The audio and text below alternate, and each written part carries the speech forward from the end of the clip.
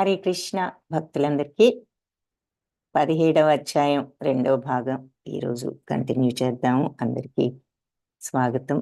శ్రద్ధాత్రేయ విభాగ యోగం అనేటటువంటి 17వ అధ్యాయంలో 2వ భాగంలో ఉన్నాము. గురు ప్రణామం. ఓం అజ్ఞానతిమిరాంధస్య జ్ఞానాంజనశలాకయా చక్షురున్మిళితం యేన తస్మై శ్రీ గురవే నమః. నమో ఓం విష్ణుపాదాయ కృష్ణప్రేష్ఠాయ భూతలే శ్రీమతే భక్తి వేదాంత స్వామి ఇతి నామినే. నమస్తే సరస్వతి దేవి గౌరవాణి ప్రచారిణే నిర్విశేష శూన్యవాది పాశ్చాత్య దేశధారిణే. హే కృష్ణ కరుణా సింధో దీనబంధో జగత్పతే గోపేశ గోపికా కాంత రాధాకాంత నమోస్తుతే. తప్త కాంచన గౌరాంగీ రాధే బృందావనేశ్వరి వృషభానుసుతే దేవి ప్రణమామి హరిప్రియే. జయ శ్రీ కృష్ణ చైతన్య ప్రభు నిత్యానంద శ్రీ అద్వైత గదాధర్ శ్రీవాసాది గౌర భక్త బృంద. హరే కృష్ణ కృష్ణ కృష్ణ హరే హరే, హరే రామ రామ రామ హరే హరే. హరే కృష్ణ. శ్రద్ధాత్రేయ విభాగ యోగంలో నిన్న సగం, పైగా లిటిల్ ఓవర్ హాఫ్ చూసాము. ఏం చూసాము అంటే, ఇప్పటి వరకు అర్జునుడు మొట్టమొదట అడగటం అర్జును వాచ్తో ప్రారంభమైంది. కృష్ణ, నియమాలను పాటించకుండా వాళ్ళ స్వంత ఇష్టం వచ్చినట్లుగా వాళ్ళు ఊహించుకుని శ్రద్ధతో వాళ్ళ ఊహ ప్రకారం ఏదో విశ్వాసంతో పూజ చేసేవాళ్ళు ఎలాంటి గుణంలో ఉన్నవాళ్ళు, సాత్వికుల, రాజసికుల, తామసికుల అంటూ ఈ అధ్యాయాన్ని అర్జునుడు మొదలు పెట్టాడు. అప్పుడు భగవంతుడు ఏం చెప్పారు అంటే, శ్రద్ధ అనేది ప్రకృతి యొక్క త్రిగుణాలను బట్టి ఉంటుంది, ఈ 3 గుణాలను బట్టి ఇప్పుడు నేను ఆ విషయం చెప్తాను అంటూ చెప్తూ మనకు ముగ్గురు అన్నదమ్ముల ఎగ్జాంపుల్స్ కూడా చూసాం. ఒకే కుటుంబంలో మరి విభీషణుడేమో సాత్వికుడైతే, రావణుడు రాజసికుడైతే, తమో గుణంలో ఉన్నవాడు విభీషణుడు అని మనం చూడటం జరిగింది. సో మొట్టమొదటగా మరి ఈ జీవన విధానంలో మనం అంటే జీవన శైలి అంటే జీవన మార్గంలో మనం చేసే నార్మల్ పనులు ఆర్ చేయవలసిన పనులు ఏమిటి అంటే, శ్రద్ధ అనేది ఉంటుంది ప్రతి వాళ్ళకు. అంటే దేని మీదో ఒక దాని మీద నమ్మకం అనేది ఉంటుంది. ఎలా ఉంటుంది నమ్మకం అనేది? ఈ 3 గుణాల్లో వాళ్ళకి దేని మీద నమ్మకం ఉంటుందో చూసాము. ఆహారం ఎలా ఉంటుంది, యజ్ఞం ఎలా చేస్తారు, స్వభావం ఎలా ఉంటుంది, శారీరక స్వభావము, వాక్కు, ఇప్పుడు మానసిక స్వభావం ఈరోజు చూడాలి. మనం వాక్కు వరకు చూసాం. దానం ఎలా చేస్తారు, ఈ 3 గుణాల వాళ్ళు. ఇవి జనరల్గా మనం జీవితంలో చేసే పనులు. మరి అందరికీ ఒక స్వభావం ఉంటుంది. ప్రతి ఒక్కళ్ళు యజ్ఞం అంటే ఒక పని అనుకోవచ్చు. అయితే సరి అయిన యజ్ఞం ఏది అంటే, ప్రతిఫలం ఆశించకుండా చేసే పనిని మనం యజ్ఞం అంటాము. సో ఎందుకంటే భగవంతుడికి అర్పిస్తూ చేస్తాం కాబట్టి నిజమైన యజ్ఞం అగ్నిలో అన్ని సమర్పిస్తూ భగవంతుడికి స్వాహ స్వాహ అంటూ చేసినట్లుగా ఏ పని చేసినా కూడా మనం భగవంతుడికి అర్పించినప్పుడు దాని అర్థం ఏమిటి? మళ్ళీ తిరిగి అది మనది అనే థాట్ ఉండకూడదు, ఆలోచన. అర్పించామంటే ఇంకా అవతల వాళ్ళదే అది. సో భగవంతుడికి అర్పిస్తే ఆయనదే అది. అయితే ప్రసాదంగా తీసుకుంటాం దాని నుండి ఏదైనా వచ్చింది అంటే. యజ్ఞం అయిన తర్వాత ప్రసాదం స్వీకరిస్తాము.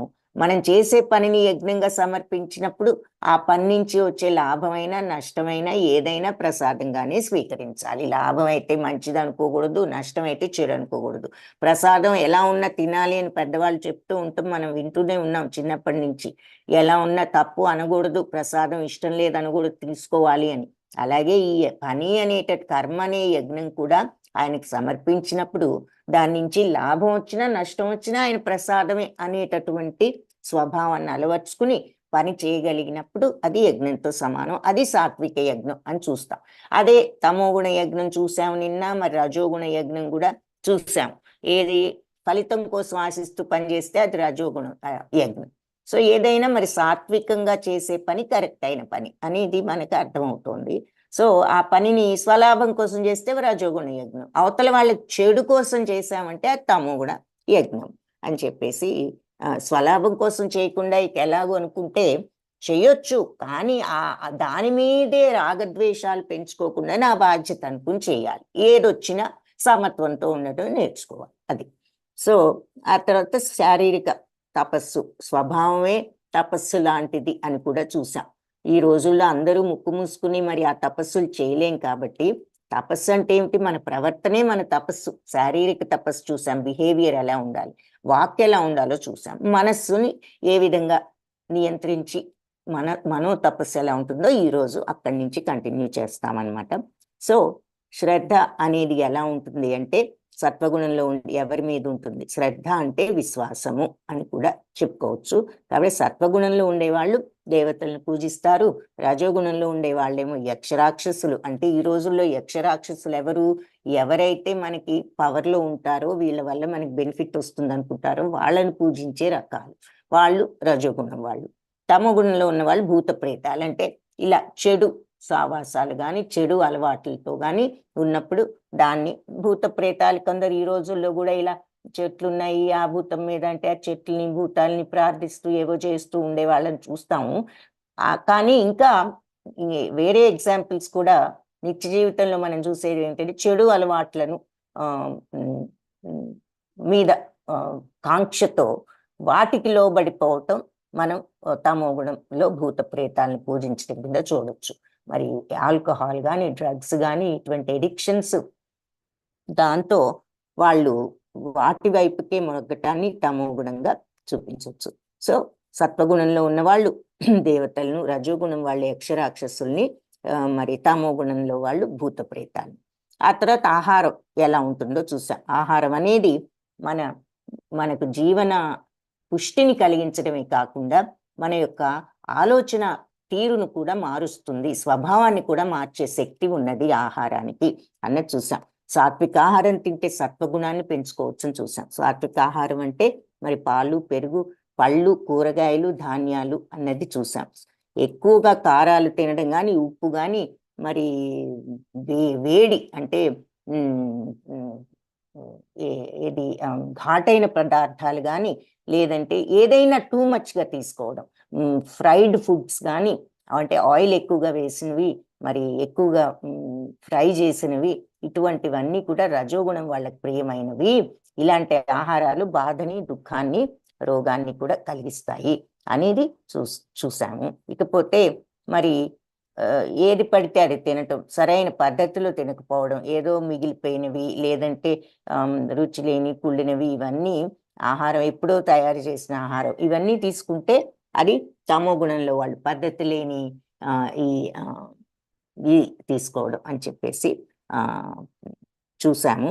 అయితే ఇంకొకటి కూడా చూసాం, భగవంతుడికి అర్పించిన ప్రసాదం మనం అది లేట్ అయినా కూడా తీసుకోవచ్చు, భగవంతుడికి అర్పించిన తర్వాత అది పవిత్రం అని కూడా చూసాము.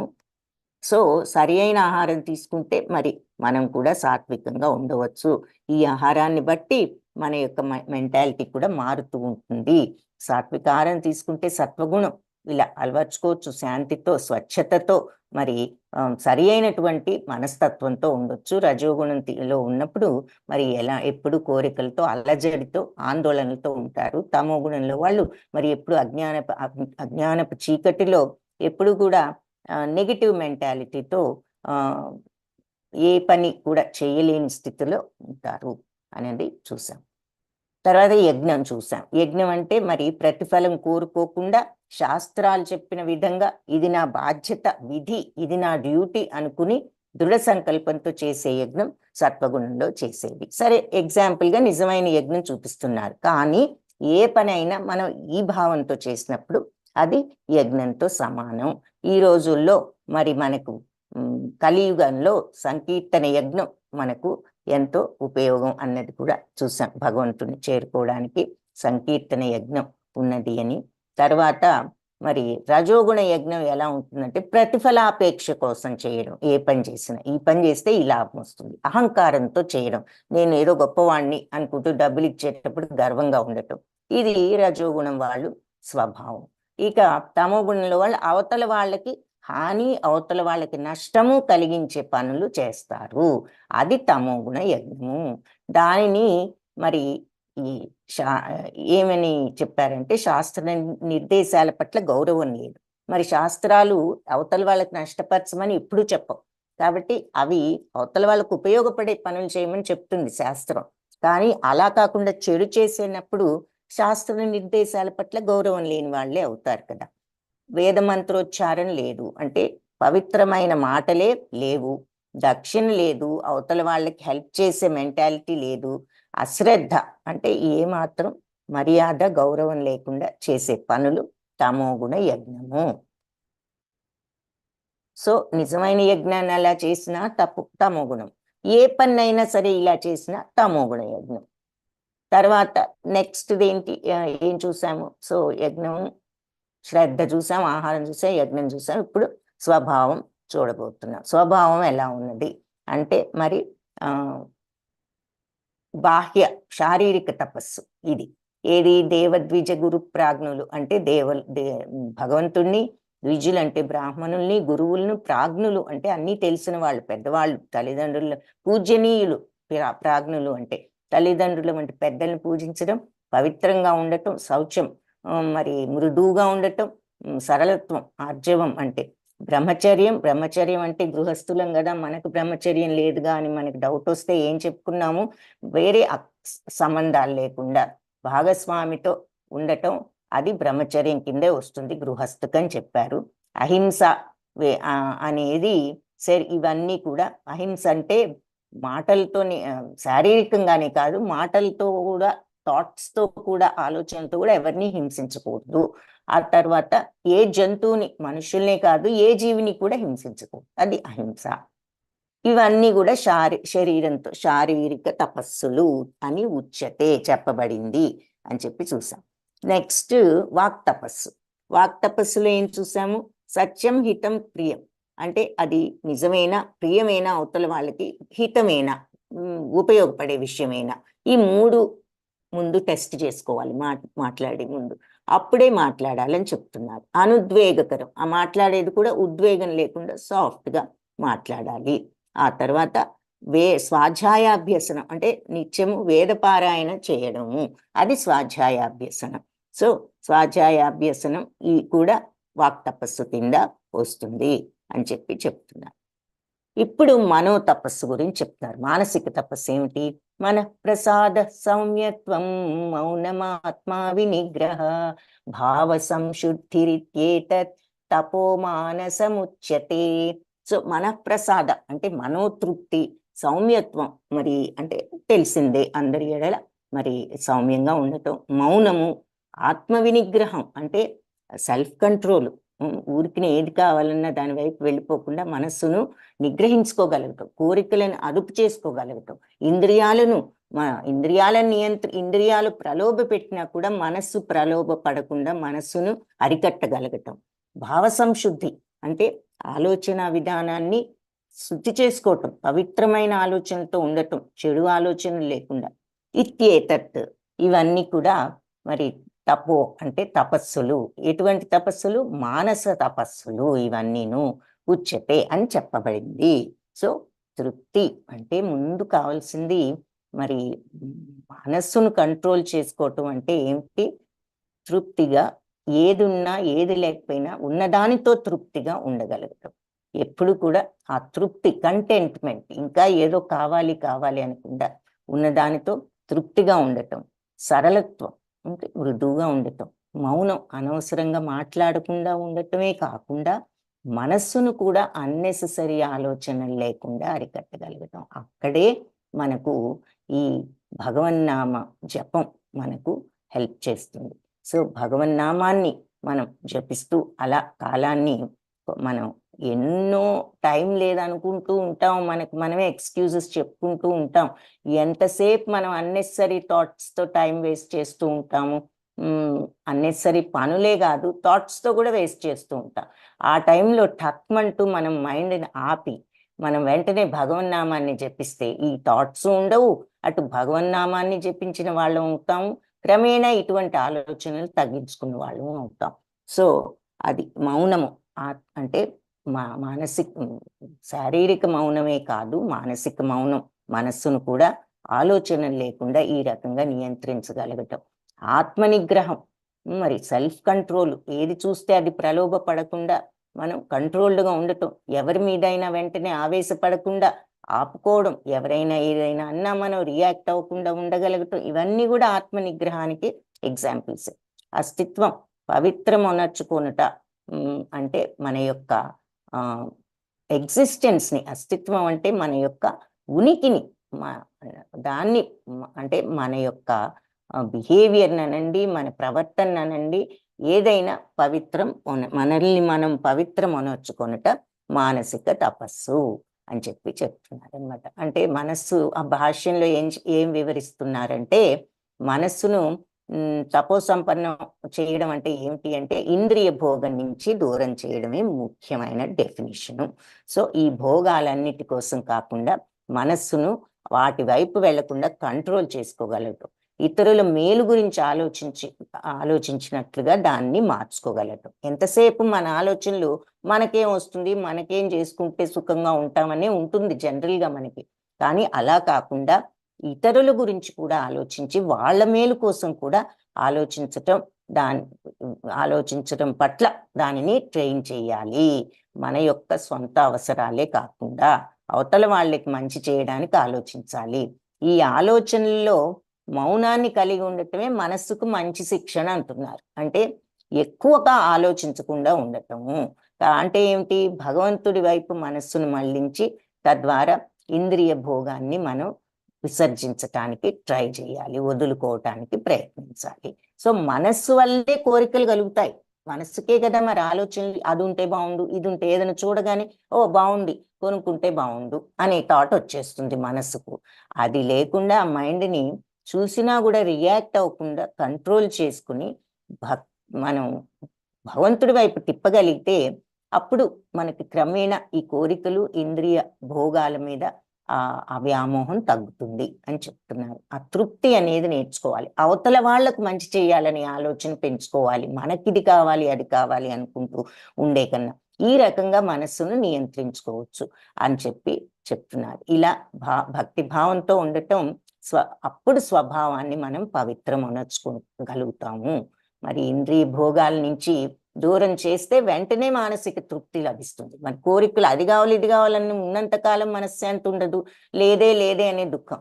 ఉన్నది చాలు, మనం సుఖంగా ఉన్నాము అనే ఆలోచన, మనకంటే తక్కువ స్థితిలో ఉన్న వాళ్ళు ఇంకెంతమంది ఉన్నారు, ఆ రకంగా ఆలోచించినప్పుడు ఇంకా వాళ్ళకి ఏదైనా మనం చేయగలమా అనే ఆలోచనలో ఉంటే మనకి ఈ అసంతృప్తి అనేది ఉండదు, మానసిక తృప్తి ఉంటుంది అని చెప్తున్నారు. కాబట్టి ఇంద్రియ భోగాల గురించి ఆలోచించినంత కాలం ఈ అసంతృప్తి ఉంటుంది. అవి ఆలోచించకుండా ఉండటానికి మనస్సును మనస్సును ట్రైన్ చేయాలి అని చెప్తున్నారు అన్నమాట. ఇంకొక మార్గం ఏం చెప్తున్నా అంటే వేద వాంగ్మయ వైపు కూడా మళ్లించటం ఒక మంచి మార్గం మనస్సును. అలాంటి వాంగ్మయాలు ఏమిటి, పురాణాలు, మరి మహాభారతంలో వలె మనస్తృప్తికర కథలు ఉంటాయి కదా, ఎన్నో విషయాలు, నీతిని నేర్చుకునే కథలు ఎన్నో ఉన్నాయి. కాబట్టి ఈ వాంగ్మయాలు, ఈ పురాణాలు, ఇటువంటివన్నీ చదవటం వల్ల కూడా మనస్సును మంచి మార్గంలో పెట్టచ్చు అని చెప్పి అప్పుడు మనం పవిత్రం అవ్వచ్చు, మనిషి పవిత్రుడు అవ్వటానికి అవకాశం ఉన్నది. మనసు ఎప్పుడు కూడా వంచన స్వభావం అనేది లేకుండా, అంటే ఇతరులను మోసపుచ్చాలి అనేది లేకుండా ఇతరుల శ్రేయస్సు గురించే ఆలోచించాలి. అవతల వాళ్ళకి నష్టాన్ని కలిగించే ఆలోచనలు కాకుండా అవతల వాళ్ళకి మేలు చేసే ఆలోచన, వాళ్ళ శ్రేయస్సును కోరే ఆలోచనలు తలచాలి. ఆత్మానుభవం గురించి మనిషి ఎప్పుడూ ఆలోచిస్తూనే ఉంటాడు. మౌనము అనే దాని భావం అంటే ఆత్మానుభవాన్ని గురించి మనిషి ఆలోచించటమే మౌనము. సో ఆత్మానుభవం అంటే ఏమిటి, ఆత్మను అర్థం చేసుకోగలుగుతాం, ఆ పరతత్వాన్ని, భగవతత్వాన్ని, సచ్చిదానంద తత్వాన్ని మనం ఎక్స్పీరియన్స్ చేయగలగటమే మౌనము. అంటే నిజంగా మనస్సును మనం కామ్ చేయగలిగితే ఆ నిశ్శబ్దంలో, మానసిక నిశ్శబ్దంలో మనకు భగవతత్వం అర్థం అవుతుంది. సో అది మరి ఆత్మానుభవం అంటే ఏమిటి అన్నది అప్పుడు అర్థమవుతుందని చెప్తున్నారు. ఇలాంటి భావన దృష్ట్యా భక్తుడు ఎప్పుడు కూడా మౌనాన్ని పాటించిన వాడే అవుతాడు. ఎందుకంటే భక్తుడు ఎప్పుడు వేరే ఆలోచన లేకుండా భగవంతుడి మీద మనస్సును పెట్టి ఉంటాడు కాబట్టి మనోనిగ్రహం అంటే మనస్సును ఇంద్రియ భోగాల నుంచి దూరం చేయటం అని అర్థము అని మళ్ళీ ఇంకొకసారి గట్టిగా మనకి చెప్తున్నారు. అంతేకాకుండా మనిషి తన వ్యవహారాల్లో వాటిల్లో ఉండి తద్వారా అంటే అంతేకాకుండా మనిషి పనులు చేస్తున్నా కూడా ఈ ఈ భావనను మనసులో ఉంచుకుని తద్వారా తన యొక్క ఉనికిని తనను తాను పవిత్రం చేసుకోవాలి. ఈ లక్షణాలన్నీ కూడా మానసిక తపస్సు. అంటే అర్థం ఏమిటంటే మనోనిగ్రహంతో ఉండాలి అని చెప్తున్నారు. ఇంద్రియ లోభాలకు ప్రలోభాలకు దూరంగా ఉండి మనస్సును నిగ్రహించగలగటం మరి మనోనిగ్రహం అని మానసిక తపస్సు అంటున్నారు. మరి మనం ఈ పనులన్నీ చేసినప్పుడు ఇంతగా ఉండగలమా మనస్సును నిగ్రహించుకుని అనే డౌట్ వస్తుందని మనకి ఈ మాట కూడా చెప్తున్నారు.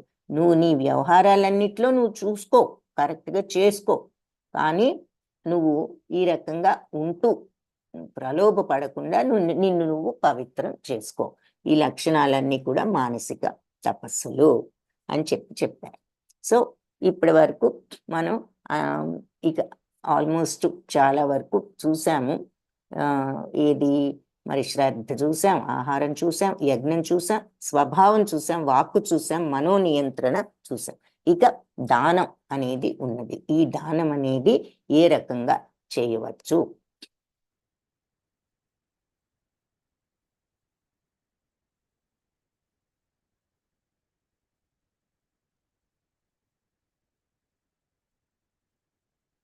శ్రద్ధయా పరయా తప్తం తపస్తత్రివిధం నరై అఫలాకాంక్షిభిర్యుక్తై సాత్వికం పరిచక్షతే. సో దివ్యమైన శ్రద్ధతో కేవలం భగవంతుడి నిమిత్తమే భౌతిక వాంఛారహితులైన వారిచే ఉనర్చబడవు ఈ త్రివిధ తపస్సులు సాత్విక తపస్సులు. ఏ త్రివిధ తపస్సులు? ఇప్పుడు మనం చెప్పుకున్నటువంటి మానసిక తపస్సు, వాక్ తపస్సు, శారీరక తపస్సు. సో ఈ మూడు కూడా ఎవరైతే అని ఈ శ్లోకంలో ఫైనల్ గా ఈ మూడు తపస్సులు, ఈ మూడు రకాల ప్రవర్తనలు తపస్సులు అని మనకి చెప్తున్నారు. దివ్యమైన శ్రద్ధతో కేవలం భగవంతుడి నిమిత్తమే భౌతిక వాంఛారహితంగా, అంటే మన ఈ భౌతిక కోరికల కోసం కాకుండా, అది లేకుండా కేవలం భగవంతుడి కోసమే ఎంతో శ్రద్ధతో వనర్చబడే ఈ మూడు తపస్సులు, వాక్కు గాని శారీరకంగా మనం పెద్దవాళ్లను, బ్రాహ్మణులను, పూజనీయులను గౌరవిస్తూ పవిత్రంగా ఉంటూ అహింస, దేనికి హింస చేయకుండా ఉండే ఈ ప్రవర్తనతో గాని, మానసికంగా మనం ఈ ఇంద్రియ వాంఛల నుంచి మనస్సును అరికట్టగలిగినప్పుడు ఈ త్రివిధ తపస్సులు సాత్విక తపస్సులు అని చెప్తున్నారు. సత్కారమాన పూజార్థం తపోదంభేవ చైవయత్ క్రియతే తదిహ ప్రోక్తం రాజసం చలమధ్రువం. ఇప్పుడు దానం గురించి చెప్తున్నారు. సత్కారమాన పూజార్థం, సత్కారం కోసం, మరి గౌరవం కోసం, పూజల కోసం, అర్థం అంటే వాటి కోసం చేసే తపస్సు తపో దంభేన అంటే ఆడంబరంతో, ఆడంబరంతో, చైవయత్ నిశ్చయంగా ఇలా చేసేది ఏది ఉంటుందో, క్రియతే చేసేటటువంటి తదిహ అంటే అది ఈ ప్రపంచంలో ప్రోక్తం అంటారు దాన్ని రాజసం అని చెప్పేసి. చలం అధ్రువం అంటే చంచలము, అధ్రువం అంటే తాత్కాలికం, అదేమి డెఫినెట్ కాదు అని చెప్తున్నారు. అంటే గౌరవం, సన్మానం, పూజలు అందుకోవడం కోసం గర్వంతో చేసే ఈ తపస్సులు, రజోగుణంతో ఉన్న తపస్సులు, అవి స్థిరము కాదు, శాశ్వతము కాదు అని చెప్తున్నారు. చలం అంటే ఏమిటి? చంచలం, కదిలిపోయేవి. అధ్రువం అంటే అవి దృఢమైనవి కాదు, తాత్కాలిక, టెంపరీ, పర్మనెంట్ కాదు. సో అస్థిరము, అవి అశాశ్వతము అని చెప్తున్నారు. ఏది? గర్వంతో చేసేది, అందరూ గొప్పగా చెప్పుకోవాలి, మనకు సన్మానాలు చేయాలి, పూజలు చేయాలి అనుకుంటూ చేసేటటువంటి ఈ దానం ఏదైనా సరే.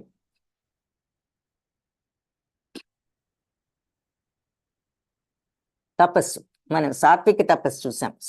ఇది రజోగుణంలో తపస్సు అన్నమాట. ఎందుకు చేస్తున్నారు అంటే సాత్వికం ఏం చూసాము, మరి సరి అయిన ఆలోచన, పెద్దవాళ్ళని గౌరవించడం, సరి అయిన వాక్కు, ఇవన్నీ సాత్విక తపస్సులైతే ఇతరులు మనల్ని గౌరవిస్తారు, పూజిస్తారు అని చెప్పేసి అలా ఆడంబరంతో చేసే పనులు అది రజోగుణ తపస్సు.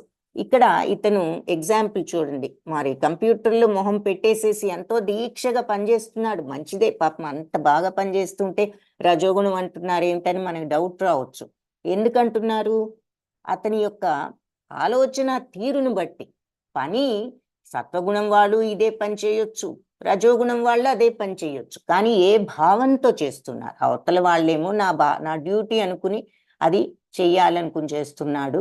ఇతను మనం ఈ పని చేస్తే అందరికంటే ముందు నేను ఫినిష్ చేస్తే నాకు చాలా సన్మానం జరుగుతుంది, నన్ను అందరూ పొగుడుతారు, కాబట్టి ముందు నేను చేయాలనే పోటీ భావంతో ఆ గౌరవం పొందడం కోసం అతను తాపత్రయపడుతున్నాడు. కాబట్టి అంతేగాని ఇది నా బాధ్యత, ఇది తొందరగా చేయాలని మన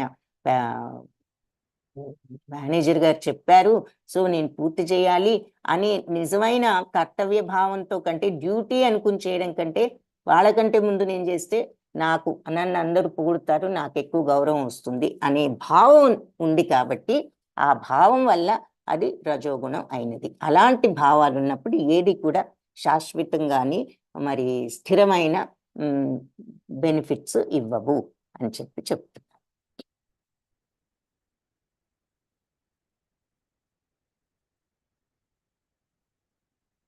హరే కృష్ణ. అందరూ మెసేజ్ పెట్టారు. మన ఆరాధ్య వ్రజపతి దాస్ ప్రభుజీ, ఎవరైనా 16 రౌండ్స్ చేసేవాళ్ళు ఉంటే దయచేసి మీ నేమ్స్ అందరూ కూడా ప్రభుజీకి పంపించండి. 16 రౌండ్స్ చేస్తున్న డివోటీస్ ఎవరైనా ఉంటే మీలో దయచేసి మీ యొక్క పేర్లు ప్రభుజీకి సబ్మిట్ చేయండి. హరే కృష్ణ. అందరి పేరు, మీ నంబరు పంపించండి. ప్రభుజీ ఆయన నంబర్ పెట్టారు, ఆయన గ్రూప్ లో కూడా ఉన్నారు అడ్మిన్ గా, మీరు చూడండి. డైరెక్ట్ గా కూడా ప్రభుజీ గ్రూప్ ద్వారా కూడా పంపించవచ్చు. హరే కృష్ణ. ధన్యవాదాలు ప్రభుజీ. హరే కృష్ణ. హరే కృష్ణ మాతాజీ. దండవత్ ప్రణామ్ మాతాజీ. అందరూ మాతాజీలు ప్రభుజీలు కంపల్సరీ మీ నేమ్స్ పంపిస్తే శ్రీ శ్రీ రాధా గోవింద టెంపుల్ ప్రెసిడెంట్ గారికి మళ్ళీ అక్కడ అడ్మిన్ లో పంపించాలి మీ నేమ్స్. ఫ్యూచర్ లో మీ యొక్క దీక్షలకైనా దేనికైనా పనికొస్తాయి. అలాగే షెల్టర్ కి ఎవరైతే అప్లై చేయాలనుకుంటున్నారో వాళ్ళు కూడా మీరు మెసేజ్ ఇస్తే మేము దాని ప్రాసెస్ చెప్తాం మాతాజీలు, ప్రభుజీలు. ధన్యవాదాలు మాతాజీ. హరే కృష్ణ. హరే కృష్ణ ప్రభుజీ. తర్వాత ప్రభుజీ ఈ పేర్లన్నీ మీరు డివోటీస్ మీరు సబ్మిట్ చేస్తే ప్రభుజీకి 16 రౌండ్స్ చేసే వాళ్ళు కానీ ఇలా షెల్టర్ తీసుకునే వాళ్ళు, ఇంట్రెస్ట్ ఉన్న వాళ్ళు, మీకు ఇనిషియేషన్ కోర్స్ కూడా మీకు త్వరలో మొదలు పెడతాము. సో ఆ ఇన్ఫర్మేషన్ కూడా మాకు తెలిస్తే ఎవరైతే ఈ షెల్టర్ ఇనిషియేషన్ తీసుకోవాలని అనుకుంటున్నారో, 16 రౌండ్స్ చేస్తున్నారో, మీరందరూ కూడా ఆ కోర్సులో జాయిన్ అవ్వచ్చు. సో ఈ మాకు ఐడియా కోసం ఎవరెవరు ఎందులో ఉన్నారనేది ఉపయోగపడుతుంది. సో తప్పనిసరిగా ఎవరైనా 16 రౌండ్స్ చేస్తున్నా లేదంటే షెల్టర్ తీసుకోవాలనుకుంటున్నా ప్రభుజీకి ఆయన నంబర్కి మెసేజ్ చేయండి. హరే కృష్ణ. ధన్యవాదాలు ప్రభుజీ. దండవత్ ప్రణామ్ మాతాజీ. దండవత్ ప్రణామ్. హరే కృష్ణ. హరే కృష్ణ. ఓకే. సో ఇప్పుడు నెక్స్ట్ది అది రజోగుణంలో చేసేటటువంటి తపస్సు అని చూసాం. ఏది మరి పని చేస్తున్నప్పటికీ భావం గనక దీనికోసం అనేటటువంటి, ఏది గౌరవాలు, సన్మానాలు, పూజలు అందుకోవడం కోసం ముందు చేయాలి అనేటటువంటి ఆ భావం ఉన్నప్పుడు, సత్కారమాన పూజార్థం, సత్కారాల కోసం, గౌరవం కోసం పూజలు చేయించుకుంటే అందరూ పొగట్టల కోసం చేసినప్పుడు, ఆడంబరంతో చేసినప్పుడు, నేనే ముందు చేయగలను అనే భావం ఉన్నప్పుడు ఆ పని చేసినా కూడా అది రజోగుణం అవుతుంది. సో మనస్తత్వాన్ని మార్చుకోవడం అనేది ఇంపార్టెంట్ అని మనకి ఇక్కడ అర్థమవుతుంది. పని అందరూ చేయొచ్చు అదే పని, కానీ ఏ భావంతో చేస్తున్నారు అన్నది ముఖ్యం. మన మనస్తత్వాన్ని ఏ రకంగా మార్చుకోవాలి. ఇంకపోతే లాస్ట్, సో సత్వగుణంలో తపస్సు చూసాము, అక్కడే మనం మానసిక తపస్సు, వాక్ తపస్సు, శారీరక తపస్సు అని చూసాం. రజోగుణంలో చేసినప్పుడు ఇలా అందరూ పొగట్టల కోసం ఆడంబరంతో చేస్తే రజోగుణం అనుకున్నాము ఏదైనా పని. ఇకపోతే తమోగుణం తపస్సు ఏది అంటే మూఢగ్రాహీణాత్మనో యత్ పీడయా క్రియతే తపః పరస్యోత్సాదనార్థం వా తత్తామసం ఉదాహృతం. సో మూఢగ్రాహీణాత్మను అంటే మూఢ ప్రయత్నాలతో తన యొక్క ఆత్మను తన యొక్క యత్పీడయా క్రియతే అంటే బాధతో చేసేటటువంటి తపస్సులు, అంటే తననే తను బాధించుకుంటూ చేసే తపస్సులు. మరి మూఢ ప్రయత్నాలతో వాళ్ళే బాధ పెట్టుకుంటూ చేసేటటువంటి తపస్సులు పరస్యోత్సాదనార్థం అంటే ఇతరుల యొక్క ఉత్సాదనార్థం అంటే వాళ్ళ నాశనం కోసం, ఇతరులను నాశనం చేయడం కోసం, అర్థం అంటే చేయడం కోసం, వా లేకపోతే అంటే మూఢాత్ములయ్యి వాళ్ళే హింసించుకుంటూ చేసే తపస్సులైనా వా లేదా అవతల వాళ్లకు నష్టం కలిగించాలని చేసే తపస్సులైనా తామసం అటువంటి తపస్సులు ఉదాహృతం, తామసం ఉదాహృతం, అవి తమో గుణాలకు ఎగ్జాంపుల్స్ అని చెప్పబడింది అని చెప్తున్నారు. సో వాళ్ళే హింసించుకోవడం ద్వారా గాని ఇతరులకు హాని గాని నష్టాన్ని చెయ్యాలనే కారణంతో గాని మూఢత్వంతో చేసే తపస్సులను తమో గుణానికి చెందిన తపస్సులు అని చెప్తారు అని చెప్తున్నారు. ఇక్కడ మనకి ఏం చూపిస్తున్నారు ఎగ్జాంపుల్స్ గా? మరి ఆ రోజుల్లో ఈ భస్మాసురుడు అనేవాడు మరి నేను ఎవరి తల మీద చేయబెడితే వాళ్ళు భస్మం అయిపోవాలి అని చెప్పేసి తపస్సులు చేశాడు. అంటే అవతల వాళ్ళకి హాని చేయాలి అనేటటువంటి కోరికతో. ఆ తర్వాత కొంతమంది ఆ రోజుల్లో ఈ దానవులు తపస్సులు చేసిన వాళ్ళే శిక్షించుకుంటూ కట్ చేసుకుంటూ ఆ రక్తాన్ని అగ్నిలో వేస్తూ ఇలా కూడా చేస్తూ ఉండేవారు. అంటే వాళ్ళే హింసించుకుంటూ లేదా ఇతరులను నాశనం చేయడం కోసం ఇటువంటి మూర్ఖత్వంతో చేసే తపస్సులు తమో గుణానికి చెందిన తపస్సులు అని చెప్తున్నారు. ఈ రోజుల్లో ఇతరులను హింసించడానికి అంటే వాళ్ళే హింసించుకోవడం అంటే ఇప్పుడు ఉదాహరణకి ఏం చెప్పుకోవచ్చు, విపరీతంగా ఆల్కహాల్ తాగిన, విపరీతంగా మరి డ్రగ్స్ తీసుకున్నా, ఈవెన్ విపరీతంగా మరి ఒక రకంగా స్మోకింగ్ చేసినా కూడా వాళ్ళే హింసించుకుంటున్నారు, వాళ్ళ శరీరాన్ని వాళ్ళు హింసించుకుంటున్నారు. ఆ తర్వాత ఎదుటి వాళ్ళని కూడా హింసిస్తున్నారు. ఎందుకు? వీళ్ళ ప్రవర్తన వల్ల అవతల వాళ్ళకు కూడా నష్టం జరుగుతుంది. అంతేకాకుండా కొంతమంది వాళ్ళు బాగానే ఉన్నా అవతల వాళ్ళకి నష్టం కలిగించే పనులు చేస్తూ ఉంటారు. అవతల వాళ్ళను ఎక్స్ట్రీమ్ కేసెస్ అవతల వాళ్ళని చంపే వాళ్ళు ఉంటారు, అవతల వాళ్ళకి ఇంకా వేరే రకంగా నష్టపరిచే వాళ్ళు ఉంటారు, ఎన్నో రకాలుగా. అది కూడా మరి దీని కిందే వస్తుంది, తమోగుణ తపస్సు కింద. అది ప్రెసెంట్ డే ఎగ్జాంపుల్ అన్నమాట.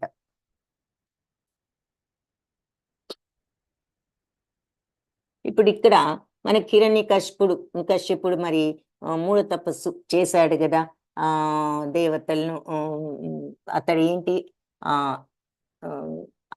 నేను అమరుడుగా ఉండాలని చెప్పేసి దేవతలు నిర్జించడం కోసం ఇలాంటి ఎంతో నిష్ఠతో తపస్సు చేశాడు. ఆ వరాల కోసం మరి బ్రహ్మదేవుని ప్రార్థించిన చివరికి మరి భగవంతుడితోనే సంహరింపబడ్డాడు. సో అసాధ్యమైన దానికోసం చేసే తపస్సు నిక్కంగా అది తమోగుణ ప్రధానమే అవుతుంది అని చెప్తున్నారు. దాతవ్యమితి యద్దానం. ఇప్పుడు దానం గురించి చూస్తున్నాం. ఇప్పటి వరకు తపస్సులు చూసాము, ఇప్పుడు దానం చూద్దాం. దాతవ్యమితి యద్దానం దీయతేనుపకారిణి దేశే కాలే చ పాత్రే చ తద్దానం సాత్వికం స్మృతం. దాతవ్యం అంటే ఇవ్వవలసిందే అని భావించి యద్దానం ఇచ్చేటటువంటి ఆ దానం, దీయతే అంటే అలా ఇచ్చే దానం ఉపకారిణే ప్రతిఫల వాంఛ లేకుండా, రిటర్న్ ఏది ఆశించకుండా ఇది చెయ్యాలి, ఇది నా బాధ్యత అనుకుని చేసే దానం. దేశే కాలేచ అంటే సరి అయిన ప్రదేశంలో సరి అయిన కాలంలో, పాత్రేచ అంటే సరి అయిన వాళ్లకు ఇచ్చే దానం సాత్వికం స్మృతం, సాత్వికం అని భావించబడుతుంది.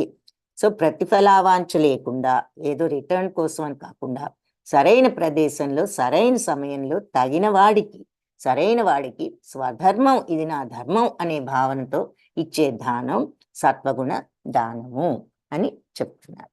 సో మరి ఆధ్యాత్మిక కర్మల్లో నియుక్తులైన వాళ్లకు దానాలు చేయొచ్చు అని వేదాలు చెప్పాయి. సో అంటే మరి సరి అయినటువంటి బ్రాహ్మణ మనస్తత్వం ఉన్న వాళ్లకు, పుట్టుకతో రావు ఈ బ్రాహ్మణులు గాని, వైశ్యులు గాని, శూద్రులు గాని ఎవరైనా వాళ్ళ యొక్క గుణాలను బట్టి వస్తాయని కూడా చూసాం. సో అటువంటి సత్వగుణం ఉన్న వాళ్లకు దానం చేయొచ్చు. విచక్షణారహిత దానము దాంట్లో మనకి శాస్త్రాలలో చెప్పలేదు. ఆధ్యాత్మిక అంటే ఆలోచన లేకుండా చేసే దానము, ఆధ్యాత్మిక పూర్ణత్వం సర్వదా ఉపయోగకరం, ప్రయోజనకరం. అయితే దానాన్ని తీర్థయాత్రలో గాని, గ్రహణ సమయంలో గాని, మాసాంతంలో గాని అంటే నెల చివరిలో గాని యోగ్యుడైన బ్రాహ్మణుడికి గాని, భక్తుడికి గాని, దేవాలయానికి గాని ఇవ్వాలని చెప్పారు. ఇక్కడ బ్రాహ్మణులు అంటే సత్వగుణం ఉన్న వాళ్ళు అని కూడా మనం అర్థం చేసుకోవాలి. బ్రాహ్మణులే కాకుండా భక్తులు, మరి భక్తులు ఎవరైనా అవ్వచ్చు, ఏ కేటగిరీ వాళ్ళైనా అవ్వచ్చు. భక్తులకు అటువంటి దానాన్ని ప్రతిఫలాపేక్ష రహితంగా వనర్చాలి. ఇచ్చేటప్పుడు కూడా మనం ఏం బెనిఫిట్ ఆశించకుండా మనం మనస్ఫూర్తిగా ఇవ్వాలి. ఈ డబ్బు లేని వాళ్ళకు కొన్నిసార్లు జాలితో దానాన్ని ఇచ్చినా దానం తీసుకునేవాడు పాత్రుడు కాకపోతే అలాంటి దానం ఆధ్యాత్మిక పురోగతికి దోహదం కాజాలదు. అంటే విచక్షణారహితమైన దానం వేదాల్లో ఉపదేశింపబడలేదు అని చెప్తున్నారు. అలా అని ధనం లేని వాడికి, ఆకలితో ఉన్న వాడికి పెట్టొద్దని కాదు, కానీ ఆలోచించి పెట్టండి. మీరు ఎవరికి ఇచ్చినా కూడా భక్తులు బ్రాహ్మణులు అని ఎందుకంటున్నారంటే వాళ్ళు నిజంగా దానం తీసుకునే పరిస్థితిలో ఉన్నారు అంటే వాళ్ళు అబద్ధం చెప్పేవాళ్ళు కాదు, నిజంగా వాళ్ళు దానం కోసం అవసరం ఉన్నవాళ్ళు. కొంతమంది దానం కోసం మరి కొన్ని అసందర్భపు దానాలు చేయటం అంటే మనకి తర్వాత తమో గుణంలో ఎగ్జాంపుల్స్ చూపిస్తారు. ప్రస్తుతం ఇది మనం ఇక్కడ సత్వగుణ దానం వరకు చూద్దాం. అందుకని శాస్త్రాలు ఆ రకంగా చెప్పాయి. కాబట్టి ప్రతిఫల వాంఛ లేకుండా సరైన సమయంలో, సరైన ప్రదేశంలో యోగ్యుడైన వ్యక్తికి కర్తవ్య భావనతో, యోగ్యుడు అంటే వాళ్ళు ఏదో గొప్ప పండితులు అలా అవ్వాలని లేదు, వాళ్ళ సిన్సియారిటీని బట్టి, వాళ్ళ అవసరాన్ని బట్టి, అది చదువు ఎన్నో తెలిసిన బ్రాహ్మణులు అవ్వచ్చు, ఏమీ తెలియని పామరుడు అవ్వచ్చు, కానీ అతను మనసు సరి అయినదయ్యి మోసం లేకుండా నిజంగా అవసరంలో ఉన్న వ్యక్తికి, యోగ్యుడెవరు, ఎవరికి నిజమైన అవసరం ఉంటుందో వాడు దానానికి యోగ్యుడు అని చెప్పి మనం యోగ్యుడు అన్నమాట ఆ రకంగా అర్థం చేసుకోవచ్చు. యోగ్యుడైన వ్యక్తి అంటే ఎంతో గొప్ప చదువుకున్న వాళ్ళు, ఎంతో గొప్ప బ్రాహ్మణులు అని కాదు అర్థం. యోగ్యుడైన వాడంటే ఎదుటివాడిని వంచించి ధనం కోసం ఏదో అవసరం అని చెప్పకుండా నిజమైన అవసరంతో ఉన్నవాడు, అలాంటి వ్యక్తికి కర్తవ్య భావనతో ఇచ్చే దానం సత్వగుణానికి సంబంధించిన దానము. యత్తు ప్రత్యుపకారార్థం ఫలం ఉద్దిశ్య వా పునః దీయతే చ పరిక్లిష్టం తద్దానం రాజసం స్మృతం. యత్తు ప్రత్యుపకారార్థం, ఏదైతే ఉపకారం కోసం మళ్ళీ తిరిగి ఏదో రిటర్న్ కోసం, ఫలముద్దిశ్య ఏదో రిటర్న్ వస్తుంది అనేటటువంటి ప్రతిఫలాన్ని కోరుతూ ఏదో ఒక ఫలితం రావాలి అని తిరిగి మనకి ఏదన్నా మనం చేసే ఈ దానం నుంచి మనకి ఏదన్నా తిరిగి బెనిఫిట్ రావాలి అని చేసేటటువంటి దానం. లేదంటే పరిక్లిష్టం, దీయతేచ పరిక్లిష్టం అంటే ఇష్టం లేకుండా ఫోర్స్ఫుల్ గా చేసిన దానం గాని రజోగుణ, రాజసం స్మృతం, రజోగుణం అని చెప్పబడింది అని అంటున్నారు. సో ప్రతిఫల వాంఛతో గాని, సకామ ఫల వాంఛతో గాని, అయిష్టతతో గాని చేసేటటువంటి దానం రజోగుణంతో కూడినది. సో కొన్నిసార్లు ఏదో దానం చేస్తే స్వర్గలోక ప్రాప్తి వస్తుంది, అతి కష్టంతో తప్పక ఎందుకు ఇంత ఖర్చు చేశామని పశ్చాత్తాపంతో ఇస్తూ ఉంటాం. అయ్యో అనవసరంగా ఇంత ఇచ్చామే, లేనిపోయింది, అవతల వాళ్ళు ఏదన్నా అనుకుంటారని ఇవ్వాల్సి వచ్చింది అనుకుంటూ ఉంటాం ఇచ్చినప్పుడు. అలా మొహాటంతో చేస్తూ ఉంటాం. లేదంటే మనం మేనేజర్లో ఎవరో ఏదో, ఆఫీస్లో ఎవరేదో అనుకుంటారని ఇస్తూ ఉంటాం. ఇలాంటి దానాలన్నీ కూడా ఎవరో ఏదో అనుకుంటారు, అనవసరంగా ఇచ్చామే అని అనుకుంటే ఇక అది రజోగుణ దానమే అవుతుంది అని చెప్తున్నారు. లేదంటే కొన్ని సంస్థలకి ఇస్తాం, ఎందుకు ఇటువంటి వాటికి ఇస్తే అబ్బా మనకి తిరిగి మళ్ళీ ఏదో మన పేరు వేస్తారు, అక్కడంతాను మన అందరూ గౌరవిస్తారు, లేదంటే ఇక్కడ ఇస్తే మనకు ఈ బెనిఫిట్ వల్ల మనకి రిటర్న్ ఏదో వస్తుంది కాంట్రాక్ట్ అని, అట్లా ఏదైనా బెనిఫిట్ కోసం చేసినప్పుడు అది రజోగుణ దానం అవుతుంది అని చెప్తున్నారు. అందుకని మనకి ఎగ్జాంపుల్లో కూడా ఏం చూపిస్తున్నారు, ఈ మనీని ఇచ్చేటప్పుడు ఏం బెనిఫిట్ వస్తుందా అని ఆలోచించుకుంటూ ఇస్తున్నాడు అనమాట. ఇంకా మనకి ఇది ఇచ్చినందువల్ల ఇంకెంత లాభం వెనక్కి తిరిగి వస్తుంది. అది రజోగుణ దానం. తమోగుణ దానం ఎలా ఉంటుంది? అదేశకాలే యద్దానం అపాత్రేభ్యశ్చ దీయతే అసత్కృతం అవజ్ఞాతం తత్తామసం ఉదాహృతం. అదేశకాలే అంటే అపవిత్రమైన స్థలంలో ఇచ్చినటువంటి ఆ దానం, ఏ దానం అయితే అపవిత్ర స్థలంలో ఇస్తామో అది, అపాత్రేభ్యశ్చ అంటే అపాత్రుడుకు ఇవ్వకూడని వాడికి ఇచ్చేటటువంటి దానం దీయతే, అసత్కృతం గౌరవం లేకుండా ఇచ్చిన, అవజ్ఞాతం అంటే శ్రద్ధ లేకుండా ఇచ్చిన, తత్తామసం ఉదాహృతం అది తమో గుణానికి సంబంధించిన దానం అని ఉదాహృతం చెప్పబడింది. సో ఫస్ట్ థింగ్, అపవిత్ర ప్రదేశంలో ఇవ్వకూడని సమయంలో ఇవ్వకూడని వాడికి ఇచ్చేటటువంటి దానం, లేదా తగిన శ్రద్ధ గాని గౌరవం లేకుండా కూడా ఇచ్చే దానము తమోగుణ దానము. సో ఇక్కడ ఎగ్జాంపుల్స్, మరి మత్తు పదార్థాలు స్వీకరించడానికి ఎవరికన్నా ఇచ్చామనుకోండి, అంటే డ్రగ్ ఎడిక్ట్స్ ఉండొచ్చు, వాళ్ళకి ఇచ్చాము, లేదా జూదం నిమిత్తం కానీ చేసేటటువంటి దానాలని ఇక్కడ ప్రోత్సహించడం లేదు. మరి అవతల వాళ్ళు దేనికి ఉపయోగిస్తున్నారు? వీళ్ళు వెళ్ళి మళ్ళీ ఏ మత్తు పదార్థాలు కొనుక్కుంటే మరి అది ఎవరికి కూడా మరి మంచిది కాదు, తెలిసి అది చూసి అయినా కూడా ఇస్తే మరి అది తమోగుణ దానం. దేనికి ఇస్తున్నాము అన్న ఆలోచన కూడా లేకుండా అలా ఏదో ఇచ్చేయడం తమోగుణ దానం అని చెప్తున్నారు. పైగా అలాంటి దానం చేయడం వల్ల మరి పాపులను ప్రోత్సహించినట్లే అవుతుంది. అదే విధంగా పాత్రుడైన వాడికి శ్రద్ధ గౌరవం లేకుండా దానం వసవటం కూడా తమోగుణమే అని చెప్తున్నారు. అంటే ఏమిటి? ఇచ్చేటప్పుడు నిర్లక్ష్యంగా ఇవ్వటం, వాళ్ళ పట్ల గౌరవం లేకుండా గర్వంతో, ఇవి లేదో తక్కువ నేను ఎక్కువ అనే భావంతో ఇచ్చినప్పుడు అది తమోగుణ భావం. నిజంగా అవసరం అయింది వాళ్లకు, కానీ వీళ్ళు ఇవ్వటంలో మర్యాద అనేదే లేదనమాట. సో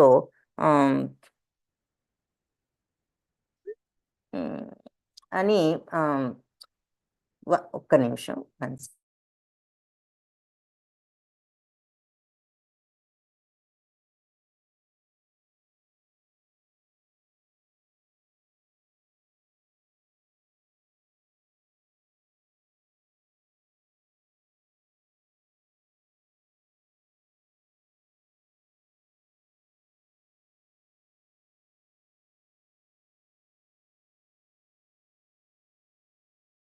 అందుకని ఈ అపవిత్ర ప్రదేశంలో ఇవ్వకూడని వాళ్లకు మరి శ్రద్ధ లేకుండా గౌరవం లేకుండా అపవిత్ర ప్రదేశంలో ఇవ్వకూడని వాళ్ళకి ఇచ్చిన తమోగుణ దానం. అలాగే ఇచ్చే వాళ్లకు, పాత్రులకు అంటే ఇవ్వవలసిన వాళ్ళకు కూడా అగౌరవంగా ఇస్తే, గర్వంతో ఇస్తే, అవతల వాళ్ళని తక్కువ చేస్తూ అవమానకరంగా ఇచ్చినట్లయితే అది కూడా తమోగుణ దానము అని చెప్తున్నారు. సో ఇచ్చేటప్పుడు అవతల వాళ్ళ పట్ల సరి అయిన వాళ్ళకి ఇస్తూ ఆ ఇచ్చేది కూడా మర్యాద పూర్వకంగా ఇవ్వాలి, అంతేగాని అవమానకరంగా మనం ఏదో గొప్ప వాళ్ళు తక్కువ అనే ఉద్దేశంతో అనే ప్రవర్తనతో ఇవ్వకూడదు అని చెప్తున్నారు. అలా ఇస్తే మరి అది కూడా తమోగుణ దానం. ఓం తత్సదితి నిర్దేశో బ్రహ్మణ స్త్రీవిధ స్మృత బ్రాహ్మణాస్తేన వేదాశ్చ యజ్ఞాశ్చ విహితా పురా. సో ఓం తత్సదితి నిర్దేశం. సో ఇది సృష్టి యొక్క ఆరంభం నుంచి ఓం తత్సత్ అనే ఈ 3 పదాలు పరతత్వాన్ని సూచించటానికి వాడబడ్డాయి. అంటే బ్రాహ్మణ స్త్రీ 3 రకాలుగా, బ్రాహ్మణ అంటే దేవదేవుణ్ణి 3 రకాలుగా ఈ మాటలతో స్తుతించారు. స్మృత అంటే ఆయన్ని ఈ రకంగా ఆయనను స్తుతించటం జరుగుతోంది. ఏమని? ఓం తత్ సత్ అంటే ఓం తత్ అంటే దట్ అని, సత్ ఆ సత్యము. భగవంతుడే మరి సచ్చిదానంద స్వరూపుడు, ఆయనే పరమ సత్యం. కాబట్టి ఆ సత్యము, సత్యం అంటే ఏమిటి? నిత్యమైనది, శాశ్వతమైనది, మార్పు లేనిది, ఎప్పటికీ అలాగే ఉండేది. ఈ ప్రపంచంలో, విశ్వంలో ఏదీ లేదు ఆత్మ పరమాత్మలు తప్ప. అలా మార్పు లేనిది ఏదీ లేదు. విశ్వమే మారిపోతూ ఉంటుంది. కాబట్టి భగవంతుడే నిత్య సత్య తత్వము. కాబట్టి ఓం తత్సత్ అనే ఈ 3 పదాలు పరతత్వాన్ని సూచించడానికి వాడబడ్డాయి. వేద మంత్రాల్లో ఉచ్చరించినప్పుడు, ఈ వేద మంత్రాలు ఉచ్చరించినప్పుడు పరబ్రహ్మ ప్రీత్యార్థం, ఆయనకు ప్రీతిని కలిగించడానికి యజ్ఞాచరణ చేసినప్పుడు ఈ 3 సంజ్ఞా పదాలు బ్రాహ్మణులచే ఉపయోగించబడుతూ ఉన్నాయి. సో వేదాలు చదివినప్పుడు కానీ, యజ్ఞాలు చేసినప్పుడు కానీ ఓం తత్సత్ అనే ఈ మాటలతో బ్రాహ్మణులు భగవంతుడిని గురించి ఆయన్ని ఈ రకంగా సంబోధించారు అని చెప్తున్నారు. సో అందుకని ఇక్కడ వేదాలు యజ్ఞాలు చేసినప్పుడు కానీ, వేదాలు పఠించినప్పుడు కానీ ఓం తత్సత్ అని చెప్పేసి భగవంతుణ్ణి, పరబ్రహ్మాన్ని సూచించడానికి బ్రాహ్మణులు ఈ 3 పదాలను ఉపయోగించారు. సో ఇక్కడ యజ్ఞము, దానము, తపస్సు, ఆహారము, సాత్వికము, రాజసికం, తామసికం 3 రకాలని ఇప్పటి వరకు వివరించి చూసాం. ఈ రకంగా ప్రథమ, ద్వితీయ, తృతీయ తరగతులకు చెందినవి అని ప్రకృతి మన ఈ త్రిగుణాలతో బంధింపబడేవి, మరి మలినపూర్వకమైనటువంటివి అలవాట్లు ఉన్నాయి అని చూసాం. కానీ ఇలాంటి కర్మలు భగవంతుడు అంటే ఈ ఓం తత్సత్ పరములైనప్పుడు, భగవంతుడి పరాలైనప్పుడు ఆధ్యాత్మిక పురోగతికి దోహదాలు అవుతాయి. సో శాస్త్ర నిర్దేశాల్లో ఇలాంటి ప్రయోజనమే సూచింపబడింది. ఓం తత్సత్ అనే ఈ 3 పదాలు ముఖ్యంగా పరతత్వాన్ని సూచిస్తాయి. ఇక వాటిలో ఓం అనేది అన్ని వేద గ్రంథాల్లో కూడా మనకు కనిపిస్తూ ఉంటుంది. సో శాస్త్ర నియమాలు అనుసరించని వాడు పరతత్వాన్ని పొందలేడు. ఒకవేళ ఇప్పుడు శాస్త్ర నియమాలు అంటే ఏదో శాస్త్రాలు పఠనం చేస్తూనే కూర్చోవడం కాదు, వాటి యొక్క సారాన్ని నిత్య జీవితంలో మనం ఫాలో అవ్వడం. ఒకవేళ తాత్కాలిక లాభాలు పొందినప్పటికీ జీవితంలో అంతిమ ఫలాన్ని మాత్రం ఈ నియమాలను పాటించని వాడు పొందలేడు. సో ఫైనల్గా చెప్పేది ఏమిటి అంటే, దానమైన, యజ్ఞమైన, తపస్సు అయినా సరే సత్వగుణంలోనే చేయాలి. మనం చూసాం ఇప్పుడు దానం కానీ, యజ్ఞం కానీ, తపస్సు కానీ ఇవన్నీ సత్వగుణంలో ఎలా ఉంటాయి, రజోగుణంలో ఎలా ఉంటాయి, తమో గుణంలో ఎలా ఉంటాయి అనేది చూసాం. కాబట్టి ఇవన్నీ కూడా సత్వగుణంలో చెప్పిన విధంగా, అంటే వేదాలు చెప్పింది అదనమాట. అలా కాకుండా ఇలాంటి ఫీలింగ్స్తో గొప్ప కోసం చేసినా, ప్రతిఫలం కోసం చేసినా రజోగుణం అవుతుంది, లేదంటే అవతల వాటికి నష్టం కలిగేటట్లు చేస్తే అది తమో గుణం అవుతుంది అని కూడా చెప్పుకున్నాం. కాబట్టి ఏదైనా సరే ఈ యజ్ఞదాన తపస్సులు సత్వగుణంలోనే చేయాలి. ఈ ఓం తత్సత్ అనే ఈ 3 పదాలు కూడా పవిత్ర నామంతో వాడబడుతూ ఉన్నాయి. ఓం తద్విష్ణు అనేది ఒక చక్కటి ఎగ్జాంపుల్ దానికి అని చెప్తున్నారు. అంటే వేద మంత్రం గాని, భగవన్ నామం గాని ఉచ్చరించేటప్పుడు ముందు ఓంకారాన్ని జత చేయాలి. ఓం తద్విష్ణు అంటాం, ఓం తత్సత్ అంటాం. సో దేన్నైనా సరే వేద మంత్రం అనటానికి అదే సూచన. ఆ ఓంకారంతో మనం ముందు ఓంకారాన్ని జత చేసినప్పుడు అది వేద మంత్రం అవుతుంది. అలాంటి ఈ 3 పదాలు వేద మంత్రాల నుంచే గ్రహింపబడ్డాయి. ఈ ఓం తత్సత్ అనేది ఓం ఇత్యేతద్ బ్రహ్మణో నేదిష్టం నామ అనే ఋగ్వేద మంత్రం ఓంకారాన్ని తత్వమసి అని ఛాందోగ్యోపనిషత్తులో ఒక మంత్రం ఉన్నది. తత్ అనే పదం మరి తత్వం అసి, తత్వం దట్ ఈజ్ అని అర్థం అన్నమాట. తత్వమసి. తత్ అనే పదం సదేవ సౌమ్య అని చెప్పేసి ఛాందోగ్యోపనిషత్తులో ఒక మాట ఉన్నది. ఈ మంత్రమే సత్ అనే పదాన్ని సూచిస్తున్నాయి. సో సత్ ఏవ సౌమ్య, సత్యమే సౌమ్యం. సత్ ఎవరు? భగవంతుడే సత్యం. సో ఓం తత్సత్ అన్నా, ఓం తద్విష్ణు అంటూ ఇందాక చూసాము. ఇప్పుడు ఇక్కడ ఏం చెప్తున్నారంటే ఋగ్వేదంలో ఓం ఇత్యేదత్ బ్రహ్మణో నేదిష్టం నామ అని ఋగ్వేదంలో ఉన్నది. ఛాందోగ్యోపనిషత్తులో తత్వమసి అంటే దట్ దట్ అసి ఉన్నది అని. అలాగే ఆ తత్వమసి అనే ఛాందోగ్యోపనిషత్ వాక్యంలో తత్ అనే పదము సదేవ సౌమ్య అని ఛాందోగ్యోపనిషత్తులో ఉన్నది. సత్ ఏవ సౌమ్య, సత్ అందులో సత్ గాని. సో ఋగ్వేదంలో ఉన్న ఓము, ఛాందోగ్యోపనిషత్తులో ఉన్న తత్, తర్వాత తత్ అనే పదం, ఆ తర్వాత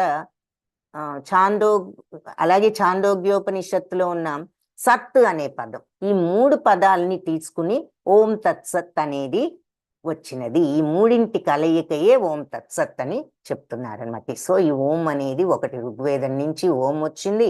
తత్ అనేదేమో ఛాందోగ్యోపనిషత్తులో తత్వమసి అనే దాని నుంచి వచ్చింది. సత్ అనేది సదేవ సౌమ్య అనే ఛాందోగ్యోపనిషత్ వాక్యం ద్వారా వచ్చింది అని చెప్తున్నారనమాట. ఈ ఓం తత్సత్ ఎలా ఫామ్ అయింది ఈ మాట అన్నది. సో బ్రహ్మదేవుడు మరి మొదట సృష్టించబడ్డ ప్రాణి కాబట్టి భగవంతుడితో యజ్ఞం ఆచరించినప్పుడు దేవదేవుణ్ణి ఈ 3 పదాలతో ఆయన సూచించాడు బ్రహ్మదేవుడు, ఓం తత్సత్ అని.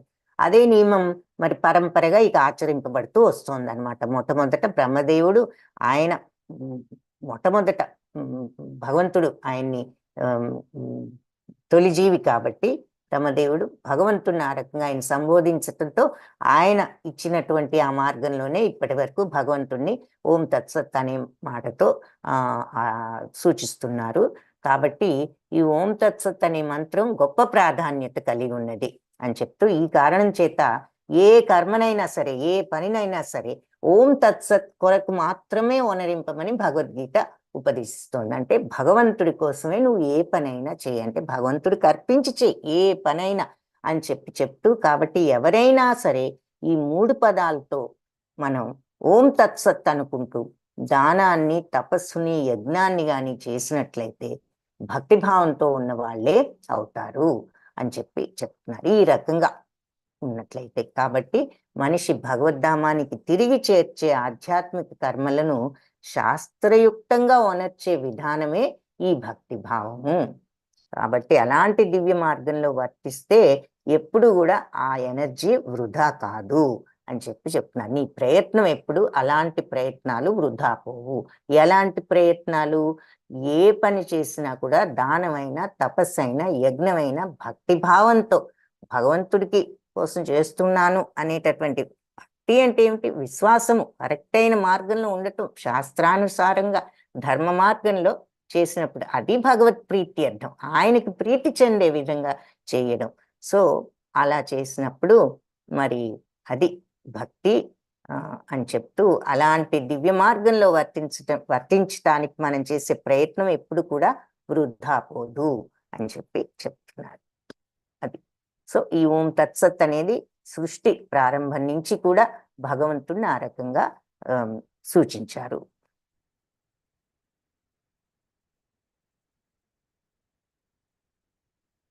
తస్మాదోమిత్యుదాహృత్య యజ్ఞదాన తపక్రియాః ప్రవర్తంతే విధానోక్తా సతతం బ్రహ్మవాదినాం. కాబట్టి ఓం ఇత్యుదాహృత్య, ఓం అంటూ ఈ రకంగా చెప్పబడినట్లు యజ్ఞదాన తపస్సులనే ఈ క్రియలన్నీ, ఈ కర్మలన్నీ ప్రవర్తంతే అంటే మరి ప్రారంభమవుతున్నాయి. విధానోక్తాలు అంటే శాస్త్ర విధానాలను అనుసరించి చేస్తున్నారు. సతతం ఎల్లప్పుడూ కూడా దివ్య తత్వజ్ఞులు, బ్రహ్మవాదినాం అంటే ఈ దివ్యమైనటువంటి తత్వం ఉన్నవాళ్ళు. కాబట్టి శాస్త్ర నియమానుసారం యజ్ఞము, దానము, తపస్సులను చేపట్టే ఈ తత్వజ్ఞులు పరమ పురుషుణ్ణి పొందటానికి వాటిని ఓంకారంతో ప్రారంభిస్తారు. సో ఋగ్వేదంలో ఓం తద్విష్ణు పరమం పదం అని పలుకుతోంది కాబట్టి ఈ విష్ణు పాదాలే దివ్య భక్తికి స్థానాలు. ఓం తద్విష్ణు, ఆ విష్ణువు యొక్క పరమ పదం, దివ్యమైనటువంటి పాదము అని ఆ మాటకు అర్థం అన్నమాట. సో భగవంతుని దివ్య పాద పద్మాలే భక్తికి స్థానాలు. భగవంతుడైన శ్రీకృష్ణుని కొరకు ఒనర్చబడేది ఏదైనా సరే కర్మలయందు సంపూర్ణత్వాన్ని నిశ్చయంగా సిద్ధింపజేస్తాయి. ఆయన కోసం వనర్చటం అంటే ఏ పన్నైనా భగవంతుడికి అర్పించి మనస్ఫూర్తిగా మన సరి అయిన కర్మ, ఏ పనైనా అంటే చెడు పనులు కాదు, నిష్కామ కర్మ, సకామ కర్మలు, శాస్త్రాలు చేయొచ్చు అని చెప్పిన పనులు భగవంతుని కోసం చేస్తున్నానన్నట్లు చేస్తే తప్పనిసరిగా సంపూర్ణంగా అవి సిద్ధిస్తాయి.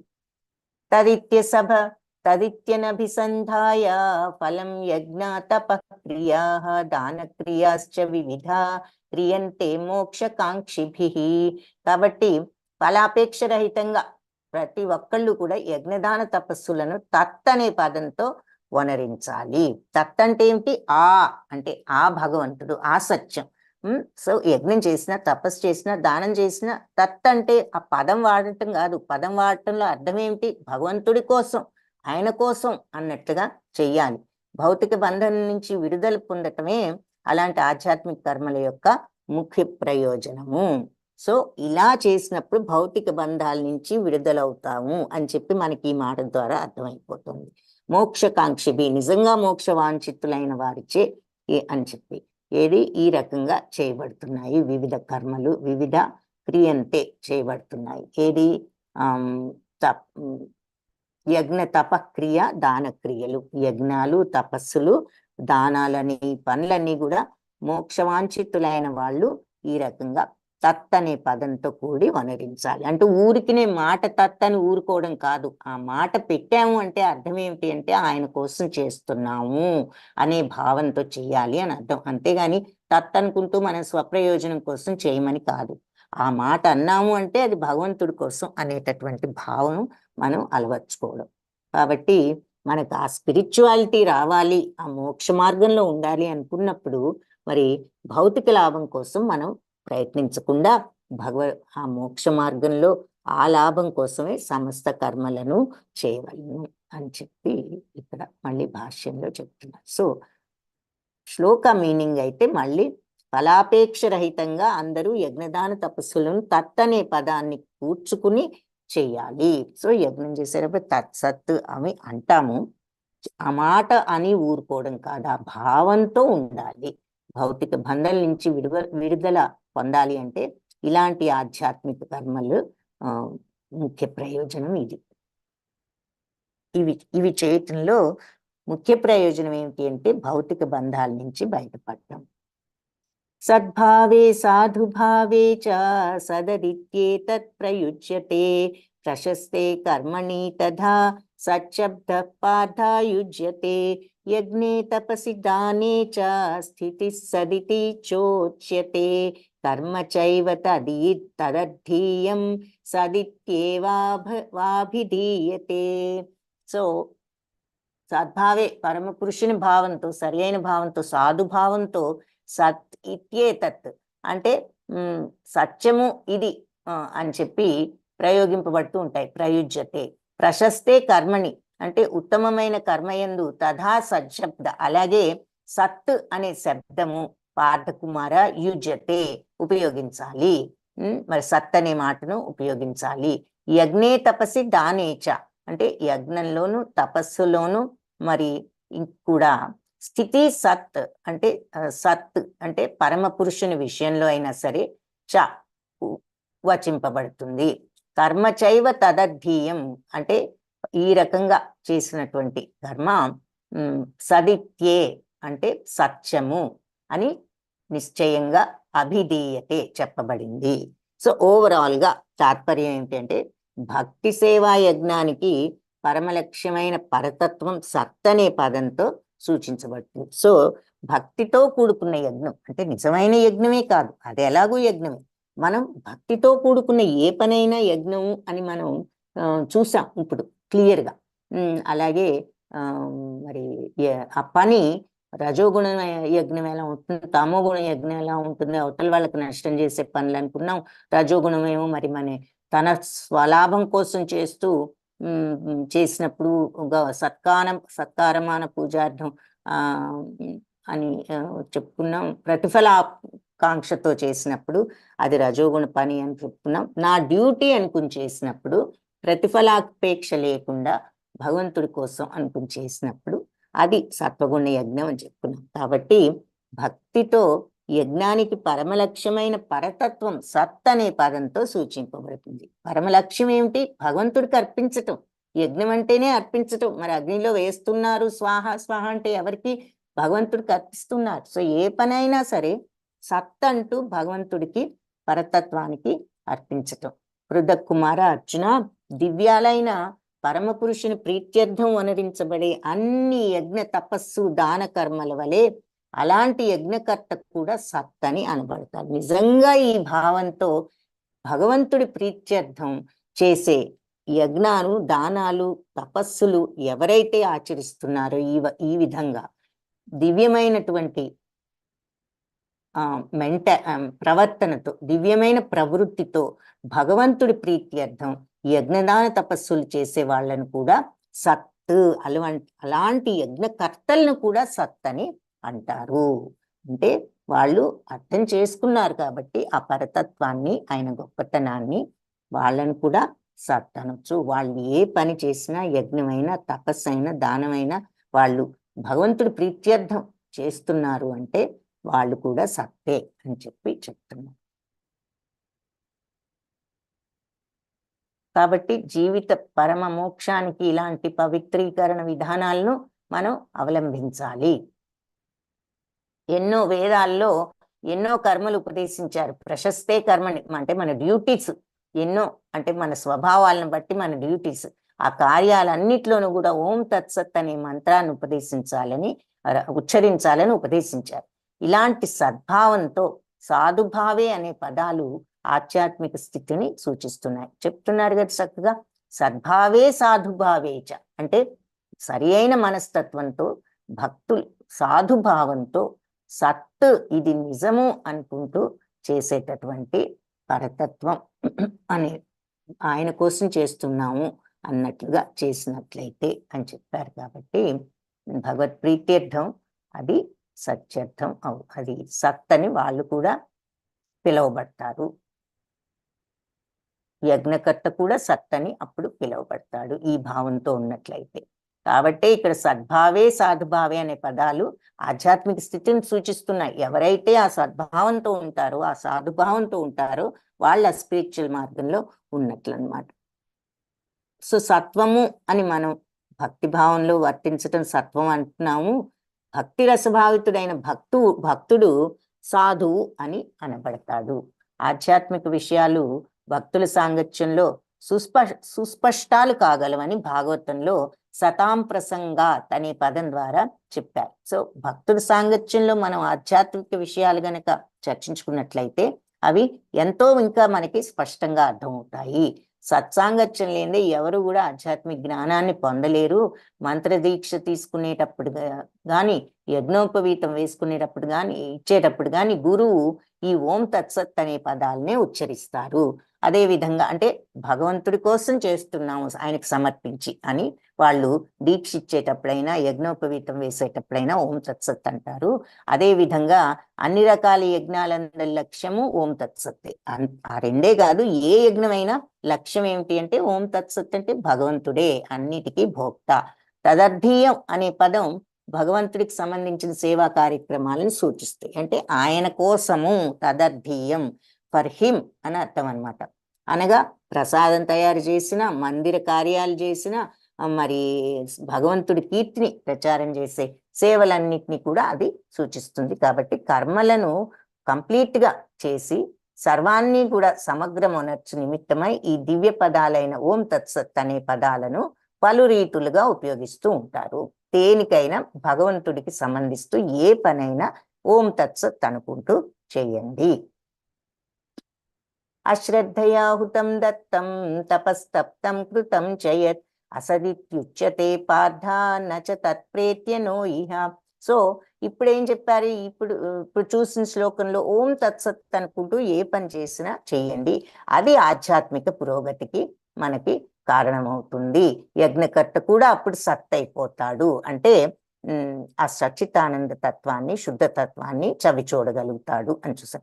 అలా కాకుండా అశ్రద్ధతో నువ్వు హుతం యజ్ఞం చేసిన, తప్తం దానం చేసిన, తపస్సు చేసిన, తపస్తప్తం కృతం చేశావు అనుకో, అసత్యుచ్యతే అసత్ అని చెప్పబడుతుంది. అది అంటే నువ్వు శ్రద్ధ లేకుండా నువ్వు ఎంత యజ్ఞం చేయి, దానం చేయి, తపస్సు చేయి, శ్రద్ధ అనేది లేకపోతే అది అసత్తే పార్థ, అది సత్యం కాదు. నచ తత్ప్రేత్య అంటే నీకు దానివల్ల మరణించిన తర్వాత కానీ ఉపయోగం లేదు, ఇహ ప్రస్తుత జీవితంలో కూడా ఉపయోగం లేదు.